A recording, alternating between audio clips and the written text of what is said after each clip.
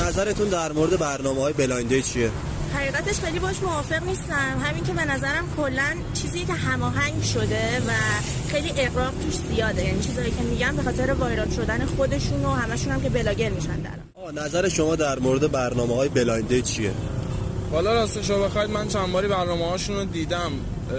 اونجوری که دیدم یا ادیت زده بودن یا فیلم پخش شده بود خوب بود، مخصوصا برای کسایی که حالا ارتباط اجتماعی قوی ندارن. یه برنامه چیده میشه که با هم دیگه بلایند دیت میرن، ولی خب در کل خوبه. اگر هم که از اول این داستان نبوده خب خیلی چیز مسخره‌ایه، یکی که نمیشناسی و بری مثلا طرفو یا تخریب کنی ازش ایراد بگیری یا مثلا بگی که نه تو خیلی خفنی، آره با هم اوکی بشید. کلا از این بلایند دیت رابطه در نمیاد.